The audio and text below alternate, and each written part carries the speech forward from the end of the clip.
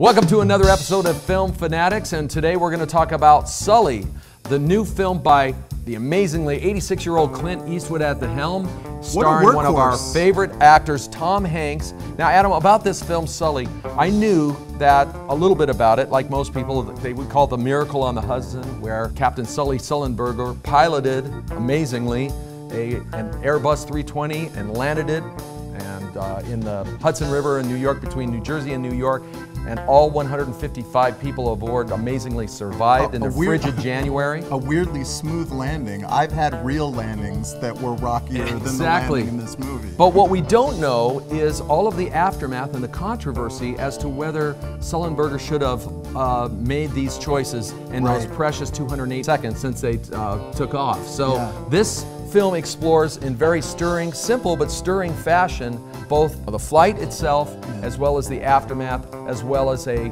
very almost heroic portrayal of how this torment really affected Sullenberger. It's definitely a film about heroism. It's a great movie. It's also a very lean movie. It doesn't outstay its welcome. It's 95 minutes, which has got to be some kind of record for a Clint Eastwood directorial effort. Tom Hanks is a national treasure.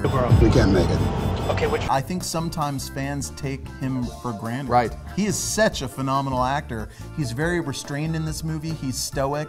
He's very calm and sure of himself. And I kept thinking there was going to be some big moment where he breaks down, but he's very in control. It's a very good performance. This is a movie that comes at a time when we need this kind of a movie. Yeah, so I say see it. I see it. See it in the theaters. Not a lot of great movies out right now, and this one is a stirring epic that I think everybody will enjoy. Yeah, and speaking of there not being a lot of great movies in the theater, there's a lot of great stuff to stream at home. Right. There's a new Mel Gibson movie called Bloodfather, and man, does this movie remind you what a fantastic actor. And I think Mel's kind of making us a little bit of a comeback. He's got Hacksaw Ridge coming out. But he is so fantastic. The movie, it's a revenge thriller. He's out to protect his daughter from these drug-dealing thugs. And he's so good. He transcends the familiar material. I highly recommend it. So you can check it out at home. You can also check out a new film called I Am Not a Serial Killer with Max Records, who was the little kid from Where the Wild Things Are. Remember that film? And he plays a man in a small town who develops this weird fixation on this mysterious older gentleman played by the great Christopher Lloyd. I don't want to go beyond that, only to say that this is a genre-bending movie, and I greatly enjoyed it. Doesn't sound like it would be for the whole family necessarily. No, it's quite edgy, and it does have the term serial killer in the title. Exactly, but it's a genre-bending movie, and I recommend it if you like movies that are a little outside the box. So Bruce, I was at Salt Lake City Comic-Con last week. So who did you dress up as? It's Nerd Christmas. I dressed as you. Really? And people worshipped me. Go figure. Yes, of course. Man, it was so much fun. Yes. So much respect and admiration for these crazy creative costumes. I mean, there was so much cool stuff. Saw a guy dressed as Gartham from Dark Crystal. It was very, very impressive. And then, of course, there were the panels, the celebrity panels. Saw some great stuff. Luke Skywalker and Captain Kirk on the same stage. There was about 20,000 people there, not at the same time. There's usually a buzz about something, you know, that seems to stand out. Would you say it is the new Star Wars film? Was that? Well, Mark Hamill obviously played coy. He's not allowed to say certain things about the upcoming movie,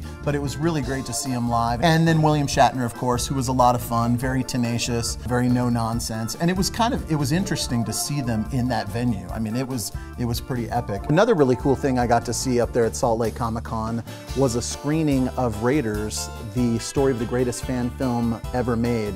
It's a terrific movie. I've actually seen it a couple of times. It was really cool to get to see it with the director and the producer in the house, as well as the gentleman one of the gentlemen that was behind Raiders the adaptation, the shot-for-shot remake of Raiders that was made by kids 35 years ago. So that was fantastic. I'm Jeremy. And I'm Tim, and we're the producers of Raiders, the story of the greatest fan film ever made, and we're both film fanatics. Then we went back up to the Salt Lake Convention Center, and they had some more great panels. Millie Bobby Brown was there from Stranger Things, and that's the big thing right now. Everyone's talking about it. If you haven't seen it, that's something to definitely watch. Delightful, really liked her. Then we also got to see Henry Winkler, the Fonz. He talked about his first time working with Robin Williams, and it was really fantastic. And probably our favorite panel at Salt Lake Comic-Con was Robert Englund, Mr. Freddy Krueger himself. But all in all, it was fantastic. This is a great convention. It's one of the fastest growing genre conventions in the country, actually. Great. So fantastic. Next year, I suggest everyone go. I'm N.T. Shabir. I'm at Salt Lake City Comic-Con, and I'm a film fanatic. So that's another episode of Film Fanatics, and as always, we want to thank the fine folks at Megaplex Theaters. Very good. Who help the community Thank you. with all our cinematic needs. I'm Adam Mast with Cinemast.net. And I'm Bruce Bennett with madaboutmovies.org, and we're Film Fanatics. Are you? I'm Christian Navarrete. I'm at Salt Lake Comic Con, and I am a film fanatic. I'm Alex Rabbit. I'm here at Salt Lake City Comic Con, and I'm a film fanatic. My name is Scott Matthews, and I am a film fanatic.